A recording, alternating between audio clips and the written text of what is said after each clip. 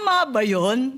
Parang wala kayong urgency sa katawan, ayos lang. Mr. Chair, hindi po nagbabakasyon ng DOE. I mean, we work from 8 up to 8 in the evening, doing meetings and doing everything that we can do just to keep our country sufficient in supply and monitor the prices.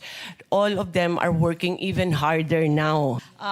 Marami pang magtatanong. May isa na lang huling hirit ako kay Secretary Garin. Alam natin, ang lead agency ng department ng krisis na ito, ang inaasahan na tutulong at tututok sa krisis ng langis ay ang Department of Energy. Tama po ba? Pati yung attached agencies, they're supposed to take the lead in handling the energy crisis as we understand it today, including ERC, NAPOCOR, lahat ng narito, higit sa lahat PNOC with legendary reserves kung saan man sila. And this is stated in your mandate. And the President also wrote that, in fact, there would be a cutting back in government agencies to 4 days. However, I am in possession of Department Order DO 2026-03-0006, under which the department, through the order of the Secretary, has adopted only 2 days of on-site work per week, with only 50% of DOE officials and employees reporting. And the rest is all work from home. In comparison to Memo Circular 114, they were mandated for a 4-day on-site work arrangement. Our private companies, in order to make a living and to stay above water, have chosen to stay on site 5 days. Hindi sila nagbabawas. Only a few companies like Del Monte and Aboitiz, nagbawas nga Monday naman to Thursday. Ang DOE, 2 days lang. Tama ba yun? Parang wala kayong urgency sa katawan, ayos lang. Can you please explain the rationale for this madness at nagagalit ang tao? 2 araw lang kayo magtatrabaho sa harap ng krisis? Mr. Chair, work from home doesn't mean that we don't work, ma'am. We work every day. We meet every day, even in weekends. We haven't stopped actually for 8 weeks already. Yan kasi, Hindi po- sinabi ninyo kanina na yung i-accelerate yung approvals. Ang daming nagre-reklamo. Wala daw silang mahagilap sa DOE, PNOC for the approvals of contracts, for the approvals of different projects. Walang tao. 2 araw lang. Di nila alam kung sinong papasok, sinong hindi. Doon pa sa 2 araw, kalahati lang daw papasok. 50% daw yung memo ninyo. Bakit ganun? Kayo inaasahan. Namamatay na yung tao ng gutom, hindi na makapaghanap buhay. Wala nang ani, wala nang pagkain. At ang DOE ay nagbabakasyon. Tama ba yun? Mr. Chair, hindi po nagbabakasyon ng DOE. I mean, we work from 8 up to 8 in the evening, doing meetings and doing everything that we can do just to keep our country sufficient in supply and monitor the prices. All of them are working even harder now than we kahit ano. Dapat lang po, dapat lang. But how does DOE manage the crisis if half of its personnel is away? Kahit i-zoom mo pa yan nakatakot-takot, kung nangangalahati lang at 2 araw lang, yan lang talaga maaasahan. Anong klase yan?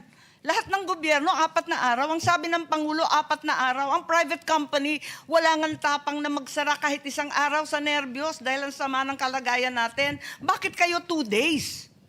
2 days, ma'am, because we are aware that we have to save energy and electricity in this. From the get-go, we wanted to Sa push. sobrang saving naman ninyo, Secretary Garin, hindi naman yata tama na walang pumapasok yung mga oil stakeholders, lahat ng umaasa na makabili ng mas murang langis, walang mahagilap sa DOE. Wala raw katao-tao sa PNOC. Wala daw tao sa ERC. Ano ba ito? Mr. Chair, the bureau that's OIMB, that's downstream, that's there all the time, even on weekends. PNOC is there also. ERC is there also. All the personnel na dapat nag-handle ng mga frontline natin, nandyan, Mr. Chair. Those that are not in the office are continuously working. These are all, we have had a system of e-signatures, and this is not lang. I'm sorry, pero hindi po I mean, you can see naman kung anong pinanggagawa namin over the last 8 weeks. It is not because they are at home and they are not doing anything or nanonood lang ng TV doon or hindi nagtatrabaho.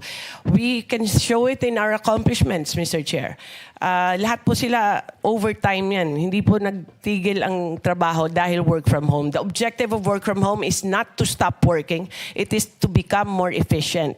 Ngayon po, we are trying to save for the country para Hindi ba sinabi ng Pangulo na 4 days? Bakit kayo kinalahati pa yung 4 days? Hirap na hirap. Yung mga pumupunta sa DOE, magpapapirma sa PNOC, walang tao. Andito Section 3 mo Eto the DOE shall implement a hybrid work arrangement whereby officials and employees shall render 2 days on-site work per week. Ibig sabihin, wala sila doon. Sino naman ang magtatrabaho? Sinong pipirma? Sinong kakausapin? Sino mag-a-approve ng kinakailangan natin kapag ganyan? Kaya pala, pag nagtatanong kami, wala na kayong sinabi, kundi pag-aaralan, ire-review, babalikan, pagmimitingan. Kasi nga, 2 days a week. Mr. Chair, PNOC is a GOCC, so I cannot speak for them, but I'm speaking in behalf of the Pareho rin po. But all contracts are all on deadline, Mr. Chair. Wala po kaming lahat po ng mga service contracts. We only have 30 working days for that to sign, and those are signed before the 30 days. Lahat po ng meetings, we are still ongoing with that. Even our oil companies, our bulk distributors, everyone po, minimit po yan. Wala pong tigil po yan. Even on Friday, I have 6 meetings with all the LGUs, and that doesn't stop us from working. Just the fact that baka sa iba po pag work from home di sila magtatrabaho, pero eto po yung DOE nagtatrabaho. I don't know what the arrangement is with PNOC. Secretary naman, paano pipirma ng mga permitting na sinasabi nyo na accelerated hybridization? Paano pipirma ng iba't ibang mga renewable projects? Walang tao dun sa opisina. We're automated, Mr. Chair. Pambihira. Hindi naman online yung approval It's online, Mr. Chair, because of the EVOS. Hindi po. Marami po nagre-reklamo. In any case, I think that this memo that the lead agency will work as a mere 2 days a week in the face of this crisis is reprehensible and incomprehensible. Talaga naman habang ang taong bayan ay hirap na hirap, ang ating mga mangingisda ay naghihikahos, ang presyo ng pagkain at ang langis ay hindi ubos maisip, abay walang pakialam ang DOE at sila ay nagbabakasyon 2 araw sa 1 linggo ang pasukan. Yun lang ang masasabi ko. Maraming salamat po. Mr. Chair, hindi po kami nagbabakasyon, Mr. Chair. We work very, very hard. I mean, all our USECs have individual assignments. Sa power, naayos po yung power. On the supply side po, non-stop po yan, paghanap ng supplier. On enforcement, our offices, even though wala kaming tao, pinupuntahan po lahat po ng mga reklamo. It's not stopping the work, Mr. Chair. Our efficiency is even higher now because we are, despite the fact that we are work from home. Hindi po na titigilan yan. If there are applications for service contracts for renewable energy, that goes through EVOS. And all of that is on time. Those are applications, we comply with it, with the legal requirement that it has to be finished in 30 calendar days. Wala pong deemed approved yan kasi bawal po yan sa DOE. So we are doing everything on time. And if there are applications, our frontliners are there. Naka-assign yan na dapat kung may nag-apply po ng gusto nilang bagong gas stations, the office of Director Rino is there and they're actually practically there 7 days a week because of all these problems, Mr. Chair. Secretary, I have no desire to argue with you, but the facts are evident. There's only a 2-day week as far as DOE is concerned. At saksakan ang dami ng reklamo mula sa iba't ibang sektor, higit sa lahat ang sektor ng langis. Yun lang. Kaya siguro kung maaari, balikan kaya natin itong memo ng ating Pangulo na 4-day on-site. At least man lang yung DOE. Bigyan ng konting diin itong krisis na hinaharap ng ating bansa. May I suggest to the good secretary? I know that dahil sa EVOS law lahat electronic, no? We push for that law na lahat electronic, time bound in approval.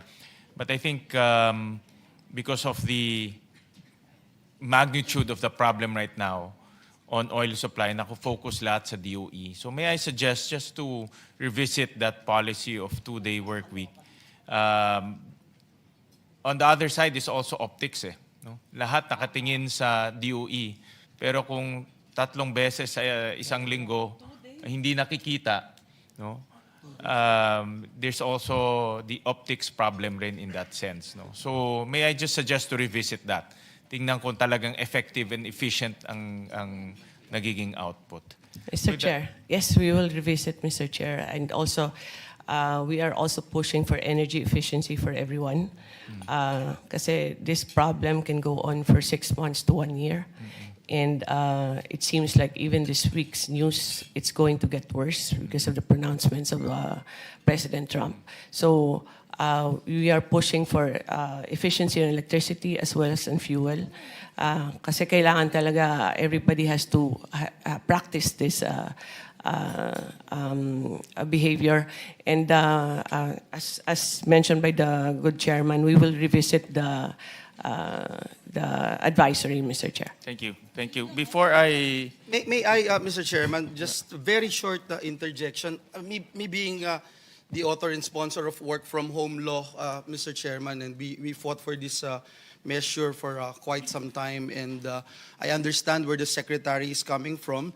She wanted to do everything and become the model department for the government. Pero just like what the chairman has mentioned a while ago, and I would also appeal, Mr. Chair, for the secretary to consider this more on optics, Mr. Chairman, kasi talagang yung taong bayan tinitingnan ng DOE as a very important department, and if it is in the headlines and everywhere na twice a week lang sila pumapasok, hindi ho talaga mahirap i-defend, no? Despite the fact na I would think, Mr. Chairman, that the secretary is doing her best to ensure that they are doing their jobs and that they are complying with all their targets, etc. Pero hindi talaga maganda yung 2 beses sa isang linggo pumapasok yung sa pandinig yung mga kawani ng pamahalaan dun sa Department of Energy. So salamat, Secretary. Salamat din, Mr. Chair.